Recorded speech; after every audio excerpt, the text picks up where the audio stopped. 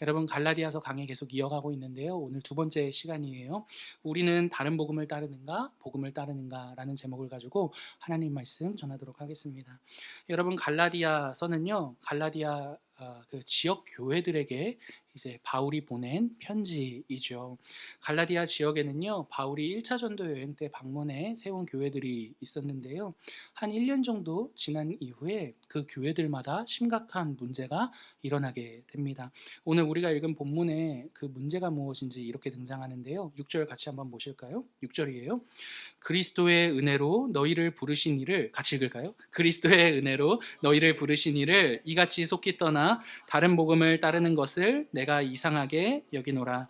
여러분 바울이 지금 그 문제, 갈라디아 지역 교회들에게 있는 그 문제들 한 단어로 뭐라고 이야기합니까? 다른 복음이라고 얘기하고 있죠. 다른 복음 따르고 있다라는 겁니다.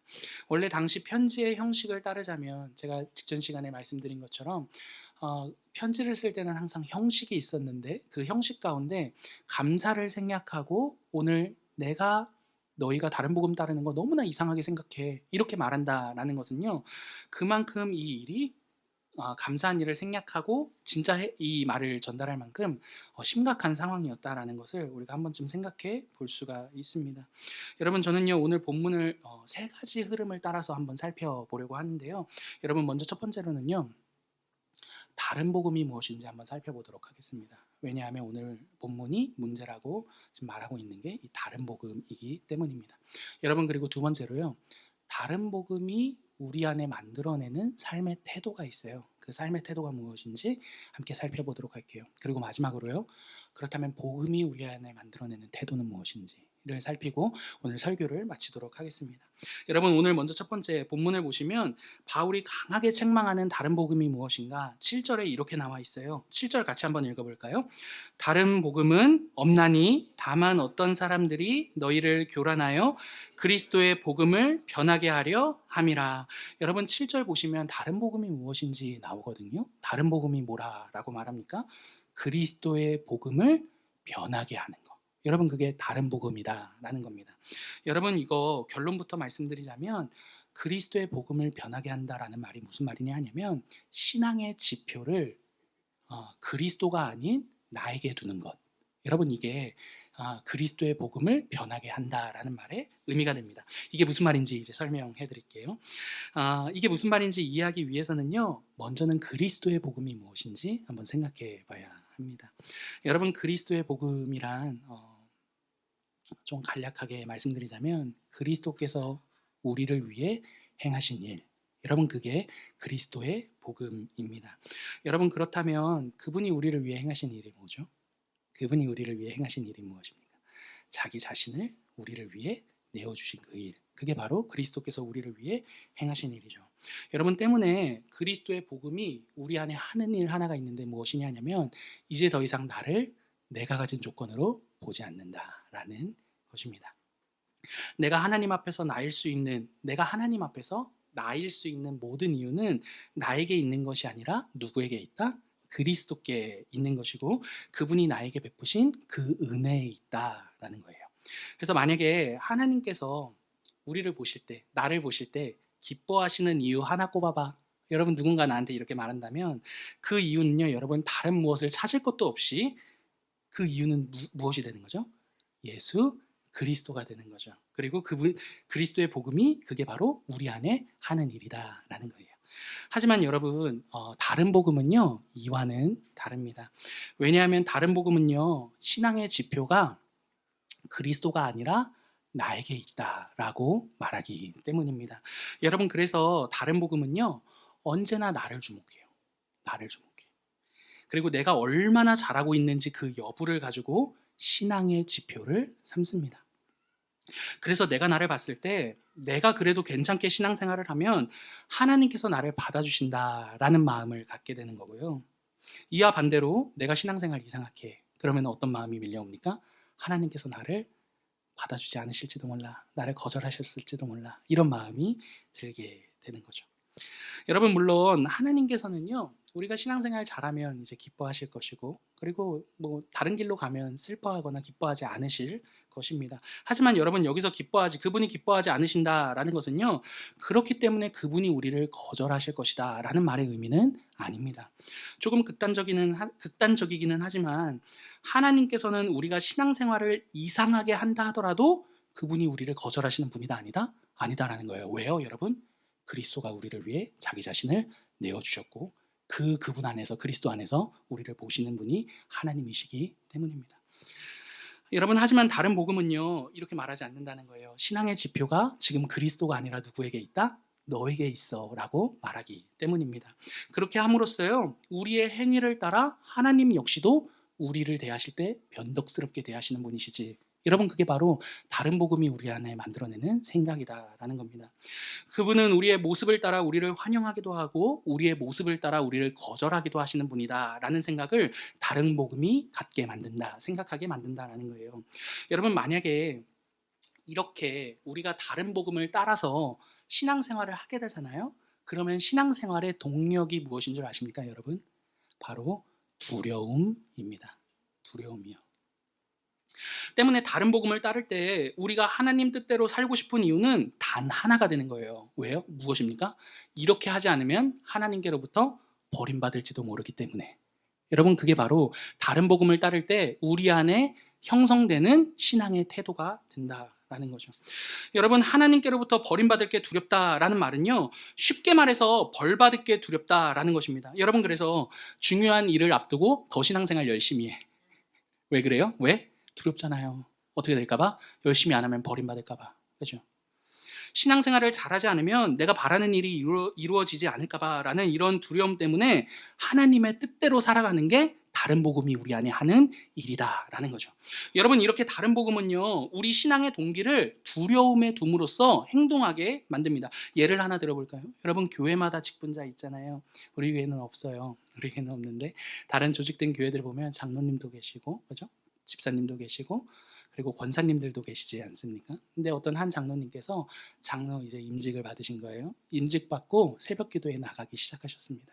너무 좋은 일이잖아요. 근데 새벽 기도를 나가는 그 이후에 그 동기에 두려움이 있는 거예요. 어떠한 두려움? 장로가 돼가지고 새벽 기도를 안 나가. 장로가 돼가지고 기도를 안 해. 저분은 여러분 그게 동력이 되어 새벽 기도를 나가게 된다면 여러분 물론 그렇게 해서 나간다 하더라도 하나님께서 그 자리를 은혜의 자리로 바꾸실 거예요.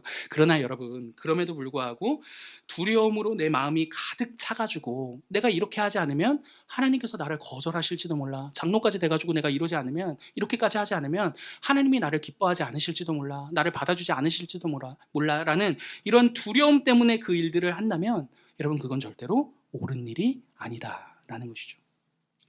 여러분 이렇게 우리의 신앙의 동기가 두려움이 될 때 우리 안에 일어나게 되는 일은요 기쁨과 감사가 사라지는 것입니다.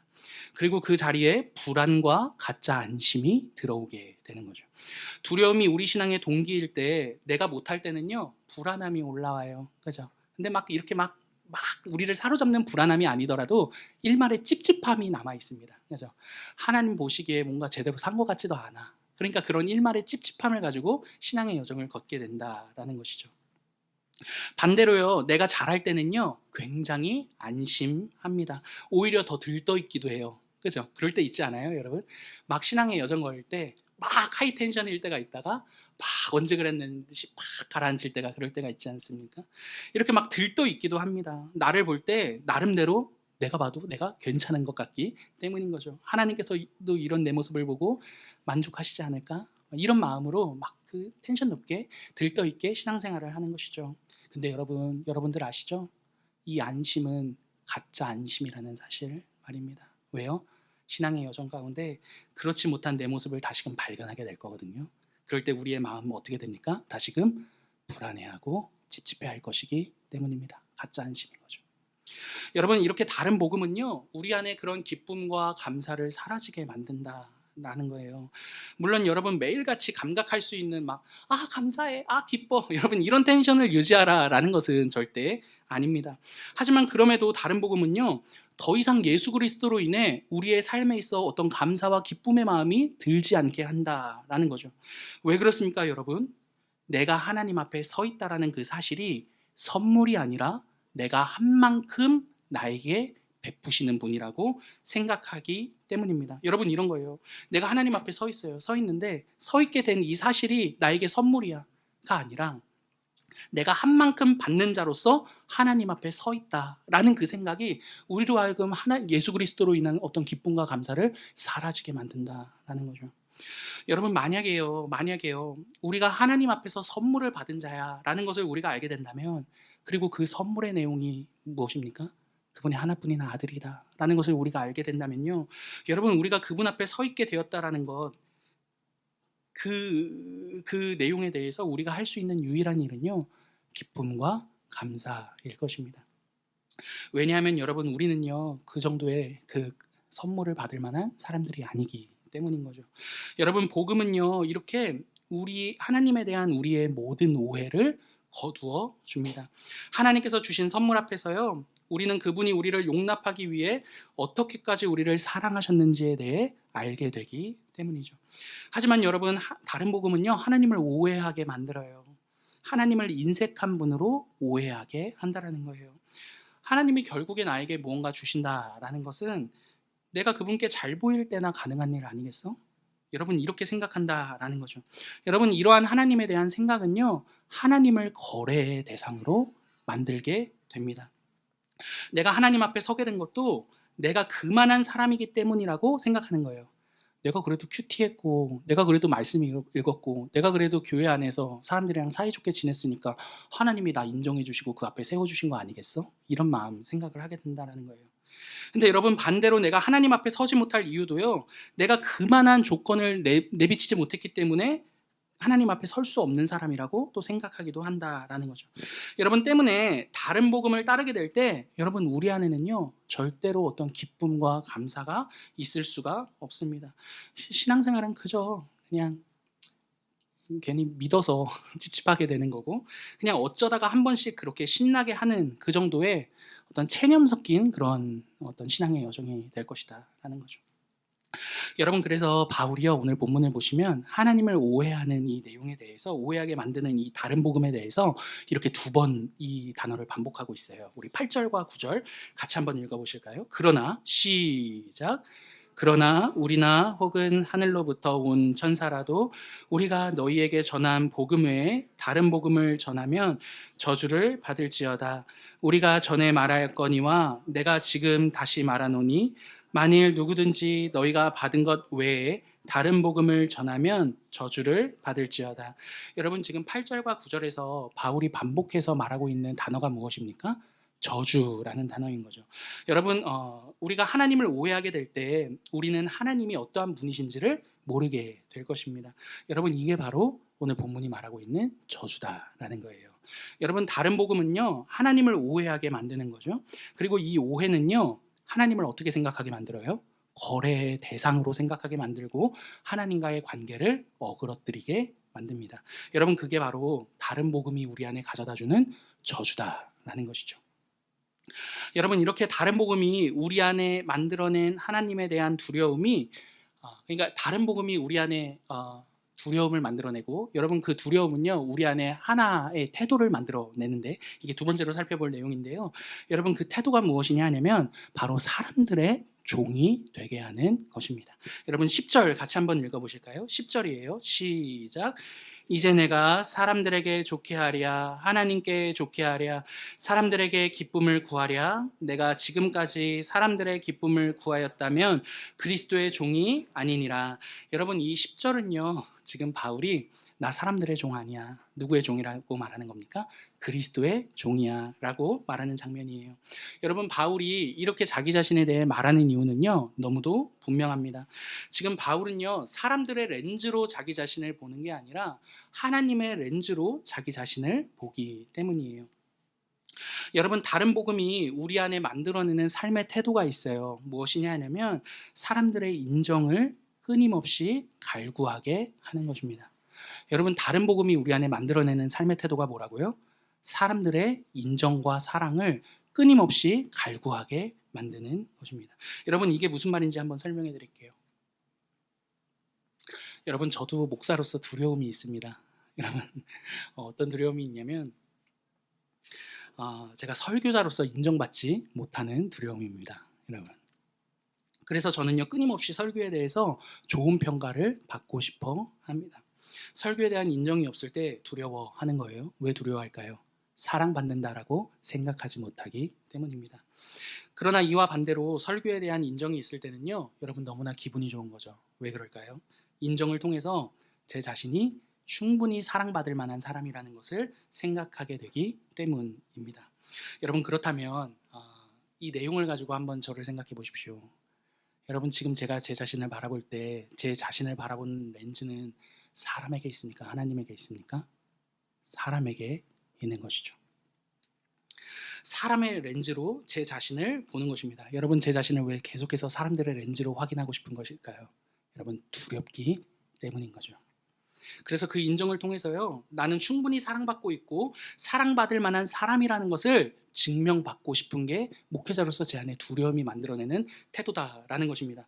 여러분 근데 제가 이 증명을 누구를 통해 지금 하려고 하는 것입니까? 사람들을 통해 하려는 것이죠. 여러분 그럼 저는 누구의 종이 될까요? 사람의 종이 될 것입니다. 여러분 저는요. 여러분 이렇게 사람의 렌즈로 우리 자신을 보다 보면 우리도 모르게 하나님의 렌즈로 나를 보는 것보다 사람들의 렌즈가 더 중요하게 됩니다. 그리고 그 렌즈는요, 그 렌즈 안에서 우리는요 서서히 누구의 종이 되는 것입니까? 사람들의 종이 된다라는 겁니다. 저 사람이 나를 어떻게 생각하고 있는가, 그 내용이 나에게 그 무엇보다 중요하게 된다라는 것입니다. 여러분 이게 다른 복음이 우리 안에 만들어내는 삶의 태도가 된다라는 것이죠. 여러분 왜 그렇습니까? 다른 복음이 우리에게 말해주는 내용은요, 너가 사랑받을 수 있는 이유는 그만큼 너 자신을 사람들에게 증명해 보일 때 가능한 일이야 라고 말하는 것이기 때문입니다. 그 두려움을, 그 때문에 다른 복음을 계속 듣다 보면 우리 안에 있는 두려움을 내가 사랑받고 있다라는 인정과 그 사랑을 갈구함으로써 확인받고 채우고 싶다라는 마음이 우리 안에 올라오게 되는 것이죠. 여러분 우리가 사람들과의 관계가 힘든 이유를 가만 살펴보면요, 사람들로부터 오는 평가와 판단 때문입니다. 우리는 왜 이렇게 상대의 평가와 판단을 크게 여기는 것일까요? 여러분 저는 개인적으로요 카톡을 하잖아요. 카톡을 했는데 뭔가 제 의견을 보냈어요. 근데 바로 답이 안 와. 읽었는데 꽤 시간이 지났는데 답이 안 오고 여기가 일십인 거죠. 일십을 하면 제 마음 가운데 불안함이 올라옵니다. 여러분 웃는다라는 것은 아마 여러분들도 동일한 그런 경험이 있다라는 것을 말해주는 것이죠. 저만의 일이 아닐 것이라고 생각합니다. 왜 그렇게 두려워할까요? 사람들의 평가와 판단 때문이죠. 내 카톡을 읽고서 이 사람이 왜 답을 안 했을까? 나에 대한 어떠한 평가와 판단을 하고 있을까? 여러분 그 마음이 우리로 하여금 두렵게 만드는 것 아니냐라는 것입니다. 하지만 여러분 복음은요 이와는 정반대의 이야기를 합니다. 10절을 다시금 주목해 보십시오. 바울이 뭐라고 말하고 있습니까? 사람들의 인정과 판단보다 하나님의 인정과 판단에 나의 마음을, 자신을 두겠다라고 말하고 있습니다. 그게 바로 내가 사람들에게 좋게 하랴? 사람들을 기쁘게 하랴? 만약에 내가 그러한 사람이었다면 나는 그리스도의 종이 아니야 라고 말하는 의미가 됩니다. 그렇다면 사랑하는 성도 여러분, 바울이 이렇게까지 하나님의 인정과 판단에 자신을 두겠다라고 말하는 이유가 무엇이 되는 것입니까? 여러분 복음은요 우리에 대한 모든 평가를 그리스도께서 완성하셨으니 더 이상 사람들의 평가를 두려워하지 마 라고 말하고 있기 때문입니다. 너는 더 이상 너가 가진 조건으로 판단받지 않을 거야. 평가받지 않을 거야. 너가 너로서 받아야 할 모든 판단과 평가는 그리스도께서 받으셨지, 십자가에서 말이야. 여러분 그게 복음이 우리에게 말해주고 있는 내용이 되기 때문입니다. 사랑하는 성도 여러분, 예수 그리스도께서 십자가에 달리신 것은요 여러분 우리를 대신하신 사건입니다. 여러분 십자가의 그 사건은 단순히 육신의 고통만 있는 것은 아니었죠. 여러분 그 자리는요 거절의 자리였습니다. 누구로부터의 거절입니까? 여러분 하나님께로부터의 거절의 자리였죠. 여러분 그러나 그 평가는 사실은 누구의 평가, 누구에 대한 그분의 평가였습니까? 우리에 대한 그분의 평가였다라는 것이죠. 사랑하는 성도 여러분, 그리스도께서 우리를 대신해 십자가에 달리셨다라는 것은요 바로 그분이 우리가 하나님께로부터 받았어야 할 모든 거절을 그분이 받으셨다라는 것을 의미합니다. 여러분 하나님이신 그분이 완전한 거절을 받으셨습니다. 왜 그분이 거절을 받으셨냐라고요? 우리에 대한 하나님의 평가가 거절이었기 때문인 거죠. 여러분 사람들에게 받는 거절은요 일시적인 두려움입니다. 그죠? 사람들에게 거절받았던 그 경험은요 여러분 첫사랑한테 차였던 그 기억이 아직도 나십니까? 나요? 이런 사람들에게 받는 거절은요 일시적입니다. 그러나 여러분 생각해 보십시오. 정말 무서운 것은요 하나님께로부터의 거절이죠. 왜요? 그 거절은 영원한 것이기 때문에요. 그리고 그 거절은 무엇입니까? 죽음이기 때문입니다. 그러나 여러분 그 거절을요 예수 그리스도께서 모두 다 받으셨습니다. 그분이 우리의 영원한 죽음을 대신하셨다라는 것입니다. 사랑하는 여러분, 그분이 이렇게 거절받으심으로써요, 여러분, 우리는요 더 이상 하나님께로부터 거절받지 않게 되었죠. 하나님께로부터 영원히 환영받는 존재가 되었고요, 우리에 대한 그분의 평가는요 거절이 아니라 환영이 되었다라는 것입니다. 여러분, 이렇게 하나님께서 우리를 거절하지 않으셨다라는 것은요, 이제 우리가 더 이상 두려워해야 할 평가가 있다 없다? 없다라는 것을 의미합니다. 우리는 사람들의 평가로부터 자유롭습니다. 영원한 하나님의 평가 앞에서 사람들의 평가는 모두가 다 지나가는 것이기 때문입니다. 여러분, 그래서 우리는요 사람들로부터 좋은 평가를 받기 위해 그 사람에게 잘하는 것이 아니라요, 나에게 설령 어떠한 평가가 있다 하더라도 나에게 이미 온전하고 완전하고 진짜 평가를 내리신 하나님의 평가 안에서 그 사람들의 평가에 좌지우지되지 않고 그 사람들을 섬길 수 있게 되는 것이죠. 왜요? 진짜 평가가 나에게 있으니까요. 여러분, 그게 바로 하나님의 종이 되는 것이죠. 사랑하는 성도 여러분, 그러나 사람들로부터 끊임없이 인정과 그 사랑을 갈구하게 될 때 우리의 마음은요 사람의 종이 될 것입니다. 왜요? 그 사람들의 평가와 판단이 나에게 너무나 중요한 내용이 되기 때문입니다. 여러분, 그게 바로 오늘 본문에서 말하는 사람들의 종이 되는 겁니다. 사람들의 평가를 전부 삼아 좌지우지되는 그 인생 말입니다. 사랑하는 성도 여러분, 우리는 더 이상 사람들의 종이 아닙니다. 사람들에게 인정과 사랑을 갈구하지 않습니다. 물론 인정과 사랑 필요합니다. 그러나 여러분, 그게 우리에게 절대적인 것은 아니죠. 왜 그렇습니까? 그리스도 안에서 나는요 하나님께로부터 완전히 인정받고 완전한 사랑을 받은 그분의 자녀가 되었기 때문입니다. 여러분, 그분이 나를 인정하셨습니다. 그리스도 예수 안에서 나를 인정하셨죠. 그러므로 여러분, 우리는요 사람의 종이 아니라 하나님의 종입니다. 여러분, 하나님의 종은요 사람의 평가를 따라 그 사람을 대하지 않습니다. 왜요? 그 사람의 평가가 나에게 절대적이지 않기 때문입니다. 나에게는 누구의 평가가 있습니까, 여러분? 여러분, 기억하십시오. 나에게는 하나님의 평가가 있습니다. 여러분, 그 아들이 받으신 거절로 나에게 주신 그분의 그 평가 안에서요 우리는 더 자유롭게 나답게 살 수 있는 길을 주어진 자로 살게 된다라는 것이죠. 여러분, 좋은 평가이든지 그렇지 않은 평가이든지 여러분 거기에 매이지 않는 것이죠. 왜요? 우리는 사람의 종이 아니라 하나님의 종이니까요. 그분의 평가 안에서 살아가는 존재가 우리이니까요. 여러분, 마지막으로 이러한 복음이 우리 안에 만들어내는 태도가 무엇인지 살펴보고 설교를 마치겠습니다. 여러분, 결론부터 말씀드릴게요. 여러분, 복음이 우리 안에 만들어내는 태도가 있어요. 그 태도가 무엇이냐 하면 나를 주목하는 것이 아니라 그리스도를 더욱더 주목하게 하는 것입니다. 여러분, 2장 20절 같이 한번 읽어보실까요? 내가 그리스도와 2장 20절 사시는 것이라까지 시작. 내가 그리스도와 함께 십자가에 못 박혔나니 그런즉 이제 내가 사는 것이 아니요 오직 내 안에 그리스도께서 사시는 것이라. 여러분, 갈라디아서 2장 20절을 보니까 바울이 지금 무엇을 주목하고 있습니까? 자기 자신을 주목하는 것이 아니라 그리스도를 주목하고 있는 것이죠. 내가 사는 것 아니야. 오직 내 안에 누가 사시는 것이다? 그리스도께서 사시는 것이야 라고 그분을 주목하고 있다라는 겁니다. 여러분, 우리가 살아가는 시대는요 계속해서 나를 주목하게 만드는 시대이죠. 나를 주목한다라는 말이 무슨 말인가 라고 생각할 수 있겠지만, 여러분, 나를 주목함으로써 우리 안에 일어나는 태도 하나가 있습니다. 바로 비교예요. 여러분, 비교요. 여러분, 저번 한 주간의 우리 삶을 한번 돌이켜 보십시오. 굉장히 많은 비교가 오고 가지 않았습니까? 여러분, 인스타그램을 하시는 분들은 아시겠지만 피드를 올리다 보면 내가 원하지 않는 추천 피드들이 막 올라옵니다. 여러분, 그 피드들을 막 올리다 보면 나와 비슷한 상황에 그러나 그들은 굉장히 그럴듯한 사람들이 올라오죠. 그죠? 같은 육아 동지인데 그 사람은 육아 동지 나같이 육아를 안 해. 그죠? 맞죠? 저도 목회자기 때문에 이 교회 인스타그램 올리면 목회자들이 뜨거든요.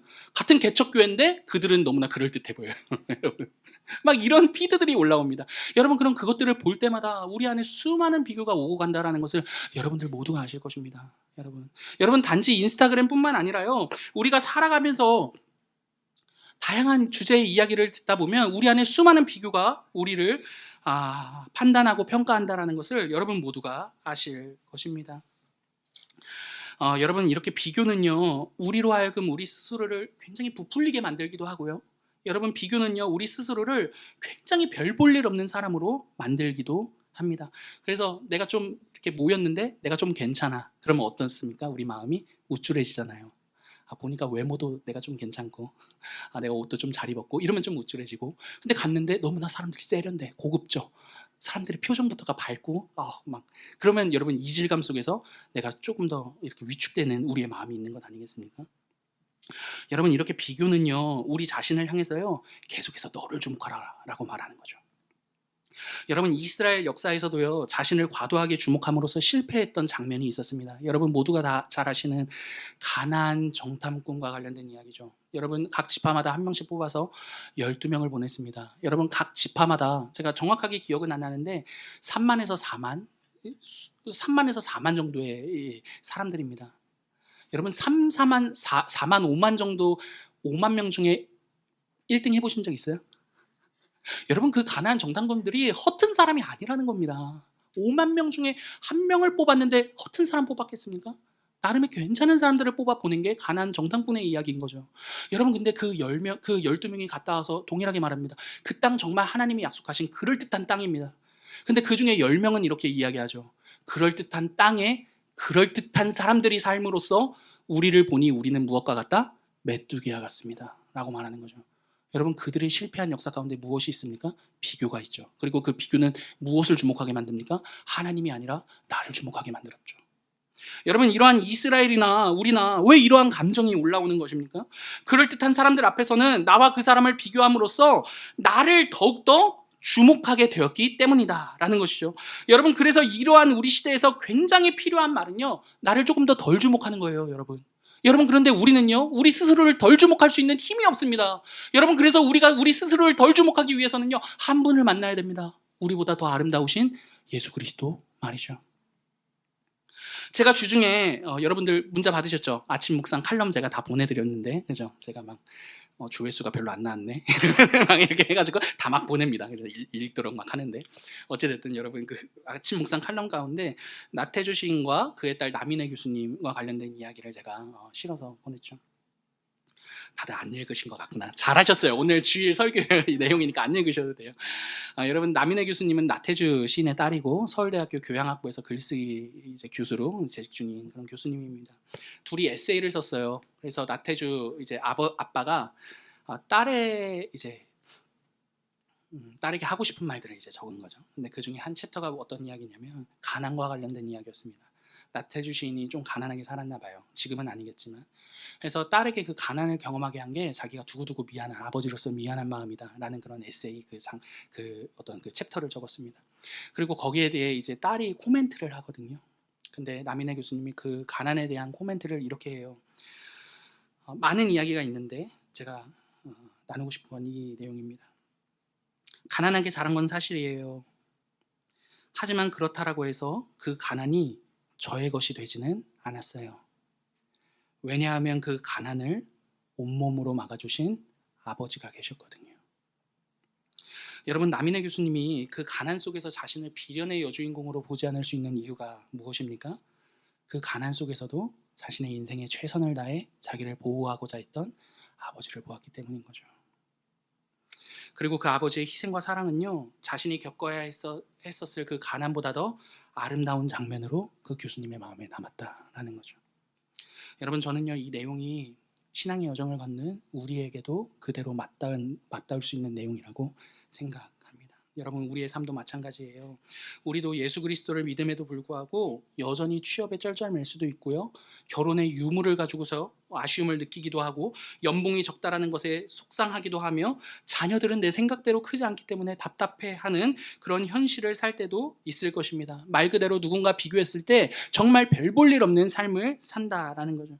그러나 여러분 그 모든 어려움들이 나의 것이 되지 않을 수 있는 이유는요 그 현실들 사이로 나를 위해 자기 자신을 던지신 예수 그리스도가 계시기 때문인 거죠. 여러분 우리에게 속상한 현실이 없는 것은 아니지만 그렇다라고 해서 그 현실이 우리의 것은 되지 않습니다. 왜 그렇습니까? 우리의 그 속상한 현실을 온몸으로 막아주신 예수 그리스도가 계시기 때문입니다. 여러분 그분이 우리를 위해 당하신 그 희생과 고난이 내가 겪고 있는 나의 수많은 어려움보다도 더 크다라는 것을 알게 될 때 여러분 우리의 삶은 더 이상 비교와 연민이 아닌 그분의 아름다우심을 더 주목할 수 있게 될 것입니다. 그리고 그분을 더 주목하면 주목할수록 여러분 우리는 그토록 그분이 사랑하신 우리를 바르게 사랑할 수도 있게 될 것입니다. 여러분 그럴 때 우리의 삶에 다른 사람들과의 비교는요 더 이상 무의미해지게 된다라는 것이죠. 말씀을 마치겠습니다. 사랑하는 성도 여러분, 다른 복음은요, 우리를 두렵게 만들므로써 여러분 사람들의 종이 되게 만듭니다. 사람들의 인정과 사랑을 끊임없이 갈구하게 만드는 거죠. 왜냐하면 너는 그럴 때 비로소 사랑받을 수 있다라고 말하기 때문입니다. 사람들에게 인정받고 사랑받을 때 내가 비로소 가치 있는 사람이라고 말합니다. 하지만 여러분 기억하십시오. 복음은 그렇게 말하지 않습니다. 그분 안에서 우리는 이미 충분하다라고 말하는 게 복음이죠. 하나님께서 아들을 주셨습니다. 그리고 하나님의 아들이신 그리스도 예수께서요, 자기 자신을 우리를 위해 내어 주셨습니다. 여러분, 그렇다면 이 사실 가운데 무엇을 더 보탬으로써 우리가 누구인지를 증명해낼 수 있겠습니까? 하나님이신 그분이 자기 자신을 주셨는데요. 사랑하는 여러분, 우리는 예수 그리스도로 인해 이미 충분합니다. 여러분, 그분으로 인해 충분한 삶만이 우리의 삶을 비교로 내몰지 않을 수 있습니다. 사랑하는 성도 여러분, 그 그리스도 안에서요, 우리의 우리됨을 확인하시며 그리스도의 복음 안에서 우리의 삶을 우리답게 기꺼이 살아내시는 저와 여러분 되기를 간절히 기도합니다. 아멘.